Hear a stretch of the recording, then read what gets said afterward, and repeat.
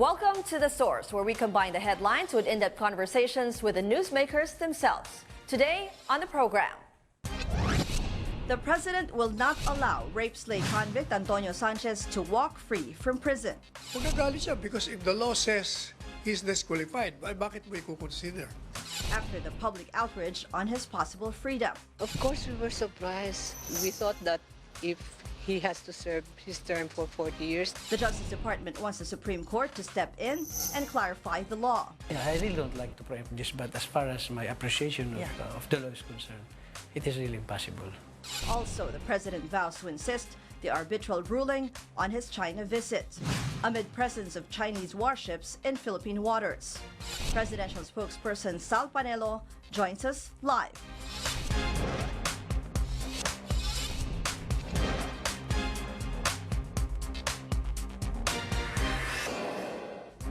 Thank you for joining us. Sitting in for Pinky Web, I'm Ruth Cabal. Following an uproar against a possible release of convicted rapist and murderer, former Calauan, Laguna Mayor Antonio Sanchez, the Justice Department says it will suspend the processing of good conduct time allowance for inmates. Cian Arcangel has this report. The Justice Department is suspending the processing of the Good Conduct Time Allowance or GCTA for inmates following the controversy over former Calauan, Laguna Mayor Antonio Sanchez's supposed early release.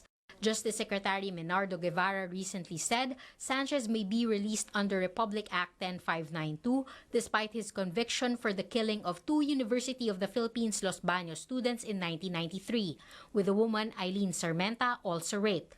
But Guevara has since changed his tune, saying Sanchez isn't qualified for release since he was convicted of heinous crimes. In a statement Sunday, Guevara said a task force from the DOJ will review the Bureau of Corrections guidelines for processing GCTA. He adds the Supreme Court will be informed about the need for suspending GCTA processing. National Union of People's Lawyers President Edre Olalia hopes the DOJ's review will be completed as soon as possible for the sake of inmates who are eligible for shortened prison terms under RA 10592. A Supreme Court decision issued in July made the law's application retroactive, which means inmates convicted before RA 10592 was enacted in 2013 could benefit from it. Sa amin, okay lang yan for as long as it will, at the end of the day, will result in the grant of time allowance for those who are truly deserving. It is good because it is reformative. It allows people who want to reform themselves to be productive members of society and genuinely remorseful to be released. Lawmakers are taking a second look at RA 10592 due to the public outrage over Sanchez's possible release. Ako Bicol Party List Representative Alfredo Garbin, Vice Chair of the House Justice Committee, says they plan to review the law to see if its provisions are specific enough to exclude inmates who have shown bad behavior in prison. Kasi nababahala tayo dito dahil baka nga kahit hindi entitled or eligible dito sa batas nito ay maisama at makalabas kaagad sa presuhan. That will cause so much injustice to the victims and to the government. Olalia wants lawmakers to define which heinous crimes will exclude inmates from the law's coverage. He says it should be clear whether the computation of GCTA will also cover the actual imprisonment or jail sentence of an inmate following conviction. The law only provides that recidivists, habitual delinquents, escapees, and persons charged with heinous crimes are excluded from the coverage during preventive imprisonment or before an inmate is convicted. Yung exception na nabanggit ko applies only to preventive imprisonment. Ibig sabihin, wala pang conviction. Paano yung pang napanggit na? Ibig sabihin, hindi siya mag-apply. Yung mismong classification ng heinous crimes, meron kaming concern and problem dyan especially doon sa kaso ng mga political prisoners. Guevara says the DOJ will be glad to have the issues surrounding RA 10592 resolved either through amendments of the law by Congress or the Supreme Court's interpretation should the case be brought before it. Cian Arcangel, CNN, Philippines. The early announcement of the possible release of convicted rapist and murderer Antonio Sanchez was meant to railroad the process of cutting short a prison sentence for good behavior. That is according to Foreign Affairs Secretary Teddy Boy Locsin. Locsin was reacting to a comment by detained Senator Laila de Lima, who earlier speculated that the premature and reckless announcement was done to drumbeat support for the death penalty. Locsin has been vocal against the early release of Sanchez, saying the disgraced mayor deserves to die in his cell. He even let out an expletive as he stressed that male prisoners, quote, should all rot in their cells. Only women should get clemency. Sanchez and his henchmen were convicted for the rape and murder of Mary Eileen Sarmienta and Alan Gomez, students of the University of the Philippines, Los Baños, Laguna, in 1993. The Supreme Court clarifies it did not order the release of convicted Mayor Antonio Sanchez. The Justice Department also says nothing is final yet, since the Bureau of Corrections will still review his case. Artricia Terada reports. With their voices and boards raised, women and men marched outside the Justice Department. They called for justice for UP Los Baños students Eileen Sarmienta and Alan Gomez. Some of them also rallied back in 1993. And more than 2 decades later, they're back. This time, their message, do not free then Calauan Mayor Antonio Sanchez. Ito po ay isang pagsalaula sa ating justice system. Malinaw po na marami rin siyang paglabag na ginawa nung siya ay nasa kalungan, kaya hindi siya karapat-dapat ng lumaya. Wala pong good conduct na ginawa si Mayor Sanchez, si rapist murderer Sanchez. Under the amended law, Republic Act 10592 cuts the jail time of inmates based on good conduct. Paano naging good behavior yung magpasok ka ng 1.5 million peso worth of shabu sa loob ng preso? Paano naging good behavior yung magpuslit ka ng aircon at saka ng flat screen TV sa loob ng kulungan? While protesters say they believe in second chances, they also say the law may be prone to abuse by the rich and powerful. Halimbawa, yung mga nasa Bucor o di kaya yung mga nagbabantay dito sa ganitong mga klaseng murderers na, oy, sabihin natin, ano siya, good conduct siya, kahit hindi naman. Dahil binigyan na sila ng panggrasa. But amid the public outrage, the Justice Department clarifies Sanchez's release is not yet final. Justice Secretary Bernardo Guevara says Bureau of Corrections will still review Sanchez's case. His eligibility to good conduct time allowance, and if in the affirmative, how much time has he gained? No? Of course, the Bureau of Corrections will also take into account certain alleged misdeeds that he might have committed during the time of his incarceration. And all of this will be factored in when the Bureau of Corrections decide on what to do with this case. Guevara says Bucor makes the final decision as to who will be released based on good conduct and time allowance. The victims, their families, and the president can intervene in the process, but not after the person has been released. Medyo may kahirapan na yan, no? Because the theory is na-release yung person because he had already served his sentence. So his criminal liability has been extinguished. Meantime, the higher court also clarifies it did not order the release of Sanchez. It reiterates the Supreme Court did not decide to raise the threshold for good conduct and time allowance. Rather, it stemmed from RA 10592, which was a law enacted and passed by Congress in 2013. The Supreme Court merely interpreted the law. The Supreme Court says it only decided for RA 10592 to be applied retroactively. It reminds everyone that the Executive Department implements the law and not the judiciary. Trisha Tarada, CNN Philippines. We'll be taking a short break. This is The Source on CNN Philippines. Please stay tuned. You're watching The Source on CNN Philippines. Every last Monday of August, the country observes National Heroes Day, commemorating the cry of Pugadlawin in 1896, the start of the Philippine Revolution against Spain. Our correspondent Paulo Barcelon took a look at activities that mark this occasion. For many Filipinos, National Heroes Day is a chance to relax and unwind, especially with the rainy weather. For some, it is a time to remember the sacrifice of our fallen heroes. In Taguig City, the Philippine Army held an exhibit, free concert and recruitment drive as part of its 122nd founding anniversary. Army spokesperson Lieutenant Colonel Ramon Zagala says people wishing to join its ranks should not just join for pay or recognition. Zagala says teamwork and public service is their definition of heroism. and joining the army is one way for the youth to be involved and make a difference. It's really the commitment that we are looking for because a soldier's life is that of commitment and dedication to missions. 21-year-old Joyce Baguio was inspired by her uncles who are soldiers to join the army. She says being in the army has always been her dream and that she's not afraid of being deployed even in conflict-stricken areas. Di ka naman papasok sa isang trabaho kung di mo talaga alam kung ano yung papasukan mo, mami. So, isip at puso mo handa ka.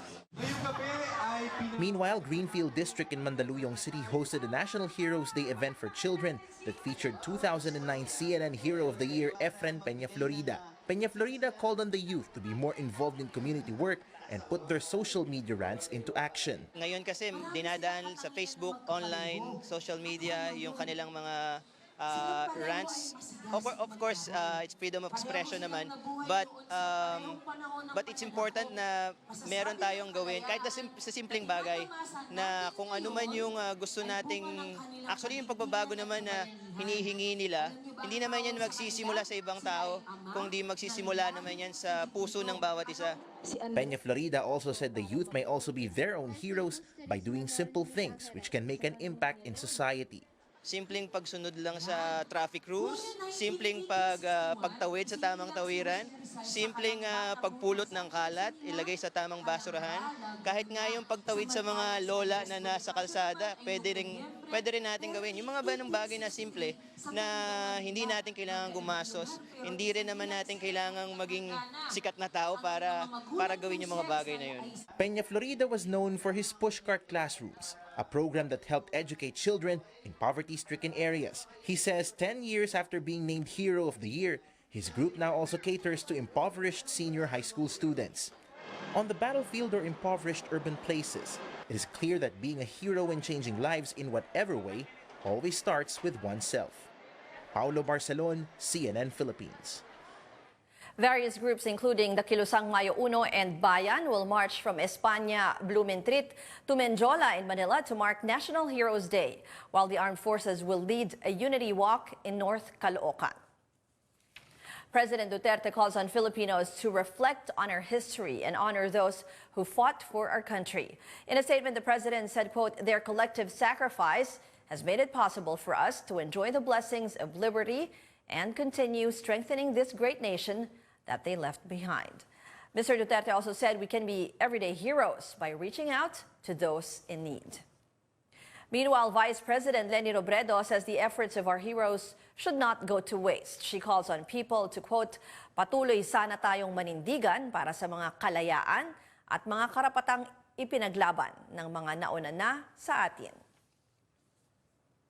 The country's forefront in defense and security, the military and police forces, remind Filipinos to honor countless heroes, both named and unnamed, today. The armed forces will have a wreath-laying ceremony at the libingan ng mga bayani later this morning. AFP says, quote, "While we honor the men and women who have made the ultimate sacrifice for our country's freedom and independence, we are also reminded that the challenge continues and that we must do our share to protect and defend our way of life." The Philippine National Police is also paying tribute to all those who have sacrificed their lives for Philippine freedom. It says, in quote, "The Philippine National Police has embraced this legacy of valor, service, and sacrifice as fundamental principles to its core values of service, honor, and justice that the PNP would ever so dutifully accomplish, even at the cost of offering the supreme sacrifice." And Defense Secretary Delfin Lorenzana calls on Filipinos, especially the youth, to heed the call to serve our country. Lorenzana pushes for the Reserve Officers Training Corps, or ROTC program, in the school system.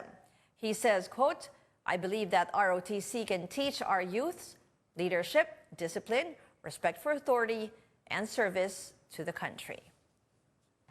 This is The Source on CNN Philippines. We'll be right back. You're watching The Source on CNN Philippines. President Rodrigo Duterte opposes any move to allow the release of former Calauan, Laguna Mayor Antonio Sanchez, and Malacanang says that this decision should prevail and put the issue to rest. The possible discharge of the rape slay convict triggered public outrage and has put in question RA 10592 or the Good Conduct Time Allowance law. Government officials said that Sanchez, who was convicted in the killing of 2 University of the Philippines Los Baños students in 1993, should not benefit from the GCTA law. Let's go straight to the source of the story, Presidential Spokesperson and Chief Presidential Legal Counsel, Salvador Panelo. Welcome to the show, sir. Good morning, Ruth. Yes. Sir, yun na nga, medyo nag-die down a bit yung issue, but then again, nabuhay na naman. And then the DOJ is saying that it will temporarily possibly suspend yung processing of GCTA. Your thoughts on that? Siguro with respect dun sa processing lang. Pero it's very clear that under Republic Act 10592, lahat ng mga recidivist, habitual delinquents, yung escape, mga nag-escape, at saka yung charged and convicted with heinous crimes are ineligible under that coverage. So right now, looking at the law and then looking at yung record ni Mayor Sanchez, kasi na-report naman before yung may violation siya inside prison, no? As a lawyer, what do you think regardless will of the violation, Yeah. kasi very clear ang batas na hindi covered yung mga convicted with heinous crimes. Yeah. So, wala nang pinag-uusapan doon. So initially, you think he's not, he's not qualified for. The law is very clear. It gave 4 categories that cannot be covered by express provision of the law. Kaya hindi talaga po pwede. Tingin niyo, sir, hindi talaga. Kanina Hindi lang din. tingin, yun ang batas. Yun Okay. talaga ang batas. Kanina lang din, si Senator Bongo was told the media na si President Duterte daw had ordered the Justice Department and Bureau of Corrections not to allow nga the early release. Kasi nga very clear yung batas eh. Okay. Siguro ang pagkakamali, alam mo, tinitingnan ko kasi yung 10592. Hindi, nandun sa gitna yung yung hindi covered. Hindi mo papansin hanggang hindi mo hinimay yung mga provision. Kaya everybody thought that the act applies to all inmates. Yun yata ang pagkakamali. Okay. Pero kanina, did you hear the President give that order or? Hindi, nakausap ko si Presidente. Okay. Talagang sabi niya nga, the very night na lumabas yan, tinawagan niya na si Commissioner Feldon, Bureau Chief. At sinabi niya nakaka-Diyos na niya. Na not to allow the release. Okay. You were the defense counsel before. Yeah, 27 years ago. Yeah. Pero when was the last time you talked to Mayor Sanchez? Wala, binisita ko siya, I think, 1 or twice nung... Kasi meron akong... I prosecuted the Espinosa murder case na-convict namin yung... Ilan ba yun? 7 yata sa labing-isa yata. And since nandun na ako, binisita ko siya. 98, 99 yan. Okay, ganun nakatagal, sir. Not even talking on the phone or any So wala na kayong so wala na kayong contact, sir. Pero recently, syempre nagsalita din po itong family ni Eileen Sarmenta. And then meron siyang mga binanggit na imposible daw na walang kinalaman yung other people in Malacanang and hindi naman. As correctly pointed out noon by Secretary Guevara, there is no need for anyone to intervene. Kasi the law says that lahat ng mga ganito, kung kasama ka doon, automatic, ilalagay ka nila, eligible ka. Ang pagkakamali nga, they assume na everybody is covered. Nung tinignan mabuti yung batas, hindi naman pala covered. There are 3 kinds of inmates na hindi po pwede. So, wala kayong kinalaman, sir, being the former lawyer? Wala, kasi unang-una, sabi nga ni, you don't need anybody to intervene if you're covered. You're automatically covered.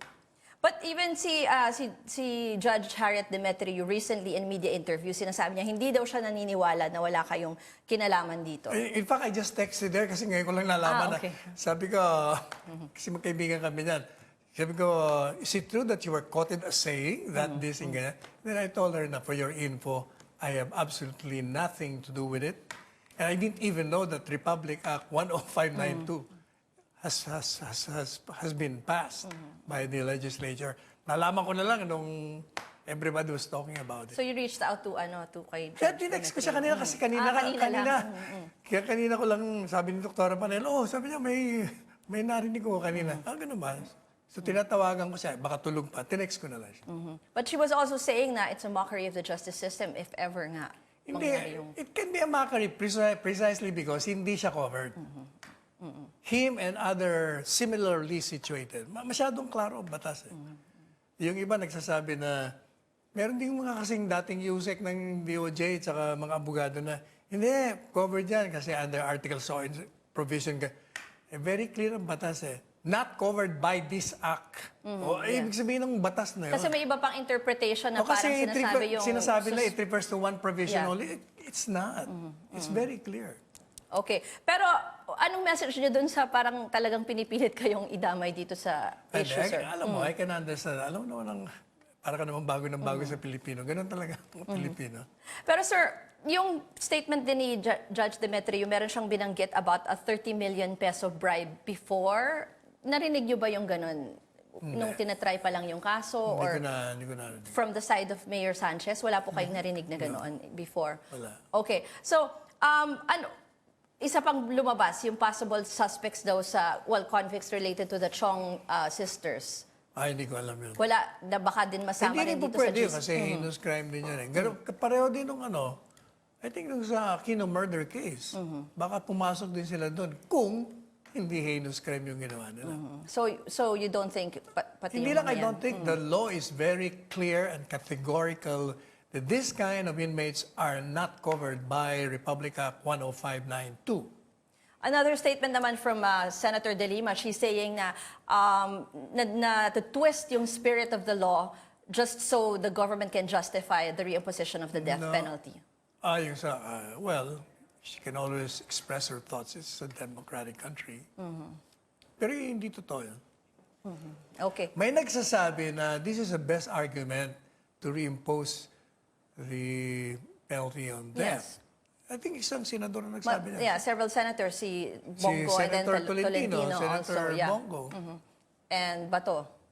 Kung yan ang kanilang paniniwala, bakit naman kukontrahin mo? Okay. Kanya-kanyang paniniwala yan. Secretary Panelo, let's listen lang to the statement of the mother of Eileen Sarmenta and then we will get your reaction.